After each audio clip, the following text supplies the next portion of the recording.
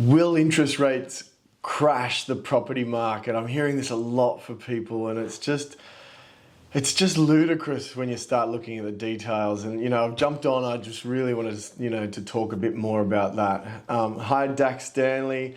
I help people debunk what this media is telling about the property market, and it's really important because once all these media headlines came out, when the interest rate rise and there's 15% drop in the market, there's all this scare and all this sort of stuff, I went back to basics and I researched the property markets that have experienced rate rises. A lot of people remember the 2002 to 2008 rate rise.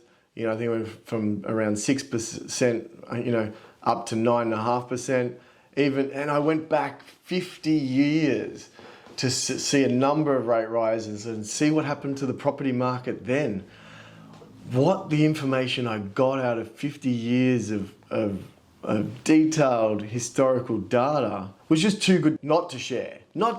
So I thought I'd jump on and I talk to you about that because it's really important to understand what has happened in the past and not what this media, all this misinformation that they're giving you, so that you can make a really clear decision on your next investment property purchase. Okay, and look, I just want to start with some of those misinformation topics that are out there around property.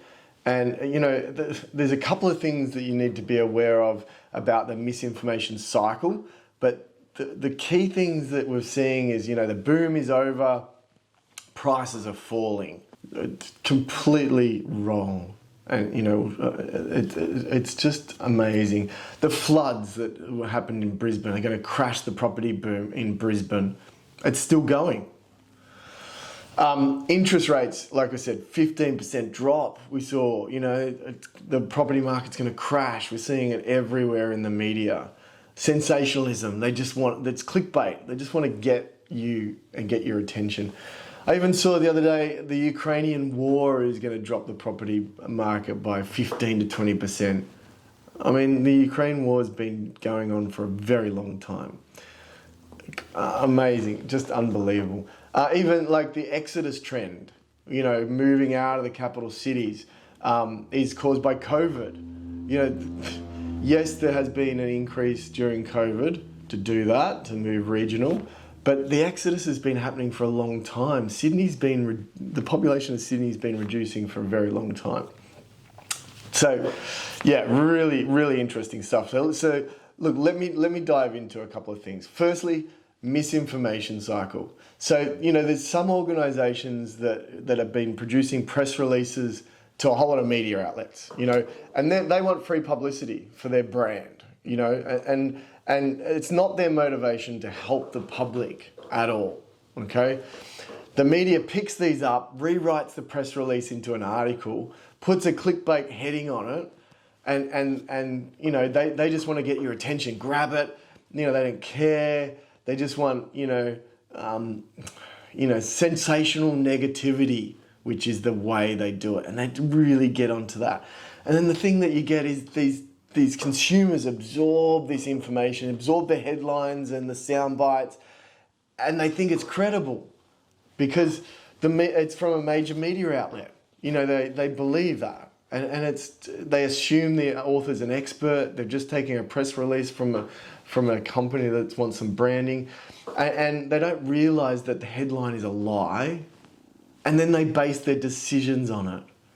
Now, for the astute investor and people that do the research, sometimes that works in our advantage because people will panic sell and they go, I just need to get rid of this, and we can pick it up really quickly. So just don't be, a herd animal. I guess that's my big thing. Be in the lead, do good research, figure out what's going on in the market, where markets are going really well. For example, but when the interest rates rose between 2002 and 2008, I bought a lot of property and made a lot of money in that space. It went up a lot from 6 to 9, nearly 10, And it was really a great time to do that, even though interest rates were going up. Look, key messages, stop reading the newspapers, okay? Stop reading those sensational headlines that grab you and want you to read that. Disconnect from all that white noise. Like we don't even have a TV connected to an aerial here, so we don't even get that. Do some real research, get that information, and just don't be a herd animal. So let me go back 50 years ago, okay? Some of the data we found was amazing. So a lot of older people will remember, you know, in the 90s, we had interest rates at 17%, you know, and right at that time when the recession hit around 1990, you know, it was the recession we had to have. That's when the property boom stopped, okay? But having a look at it, it started 20 years ago, okay? And the interest rates were 6.5% back then, and it went up to 17% in 1990. Okay, so over a 20-year period, it slowly crept up. Now, what happened? It didn't stop the median price from increasing at all. The boom all across Australia, like, funnily enough, Sydney in 1970, imagine this, house median prices was $18,000. $18,000 for a median Sydney price house. Now, imagine buying one of those. You would be just wrapped. And some of you have. Some of you got no debt, you know, on $2-3 million properties. That's amazing. Now, 20 years later, in 1990, the property prices in Sydney, the median price in Sydney was $147,000. Okay, so over a 20-year period, it went from 18,000 to 147,000. That's 8 times. It increased in 8 times the value. Okay, even in Hobart, it went from 11,000 to $83,000. So interest rates went from 6 to 17, and Sydney prices went 8 times the value increased over that time frame. So that's the first one. The other one was around, you know, 2002 to 2008, when it went from 6.3 to 9.5.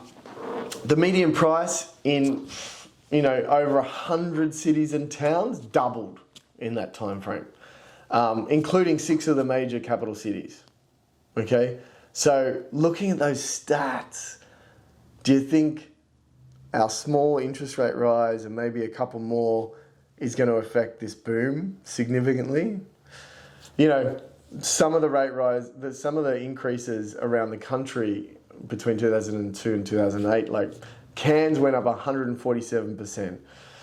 Burnley and Tassie went up 199%, and Albany in WA went up the same 199% in that big rate rise between over those 6 years.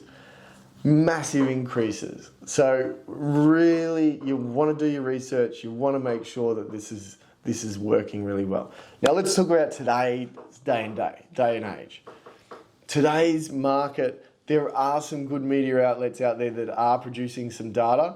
The ANZ CEO released something. It was, I think it was on the Financial Review. Unemployment was continuing to fall. It's at 3.3%. Interest rates hikes do not always cover lower prices in properties.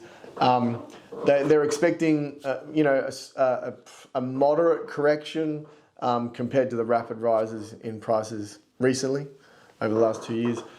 The main reason for this is they've got a mortgage book of over $200 billion. Okay, and they can do this research and they can find that sort of detail to make sure that they're comfortable with these sorts of things. So one of the things they looked at and they said is 70% of mortgage holders are way above and way ahead of their mortgage repayments. And that's a really key thing. So when interest rates started to drop, and with COVID it dropped quite significantly, their interest repayments stayed the same. A lot of them just kept them the same thing. If you wanted to reduce them, you had to ring them or, you know, do an inquiry to get them dropped. But most people kept the same repayments going in. So they're like 2 years ahead. of their interest payments. So there's a big safety net there that's really good. And also, you know, so that's a buffer to start with. Also, you know, the most vulnerable ones, so, you know, what's happening is the banks have got this buffer in place. Okay, it's a 3% buffer based on the current interest rates that they're providing for consumers. So when you go to a bank right now and you go in to have a look, go to apply for a mortgage, at the moment, you know, say 2 to 2.5%, they tack on another 3% on top of that and make sure that you've got the capacity to repay that. So at 5.5%, okay? That's to ensure that any sort of rate rises up to an extra 3, you're covered and it's not going to impact your lifestyle. Okay, so this is really key to understand that the interest rate furphy that the media is telling us about is going to impact them. You know, it's right now that you know, the increase in property right now over the last couple of years is really been homeowners upgrading their properties. Okay, they've had an increase, they've got a good wage, they can, you know, they've got a growing family, they've been doing that. Now the investors are coming into the market in large numbers, including foreign now. You know, the reason we're seeing right now, you know, there's major influences. I've got 16 different reasons why the boom's happened, you know, over the last 2 years. There's 3 major ones that haven't even occurred yet that are coming, okay? One of the massive ones is, you know, the massive infrastructure spending that the government's doing that has been approved by budget, approved by the government, and they're rolling those out over several years. The Inland Rail, billions of dollars, whole lot of other stuff, the Olympics, the Commonwealth Games. These have all been not earmarked, these have been approved and ready for spend, and contracts have already been awarded for a lot of these.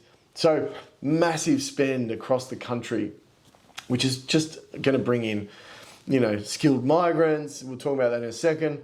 Workers into the areas, spending across the whole sort of thing. Yeah. The second big one is the foreign investors. The investors are getting into the market right now. You know, they've seen the growth. The vacancy rates are really low. You know, 1.2 nationwide. You know, we've got areas we're buying is 0.2%. You know, that's an amazing opportunity for investors to get in and be a landlord right now, because with no vacancies, you know, that props up your numbers. And the last one is about reopening our international borders. I mean, look, that's just huge. All the international students will be coming back. You know, the overseas migrations increasing. The government's, you know, increased the cap for skilled migrants. They're all coming in. Vacancy rates are really low. Lack of supply, high demand. It's the perfect storm. So look, we don't see this slowing down or going backwards as the media being saying. So I hope that makes sense. I hope that really solidifies around interest rates, hikes, that it's not going to create a crash. You know, ANZ Bank saying it's a slow, moderate drop from the boom that we've had over the last 2 years. You know, it's really key for you to do your research, stop reading newspapers, stop turning on that idiot box and listening to all that white noise going on. Do your research, do quality research. You know, 50 years. Let's see what's happened in the market, and I've shown you what that looks like. And don't be a herd animal. Just be in front of the herd. Be a leader in this, and make sure you're making the right decisions for you and your family and your generations ahead. So if this has given you any great insights, helped you along the way, I'd love you to comment below. I'd love you to give us a like, subscribe, and definitely reach out to me if you need any more information. I'd love to help you.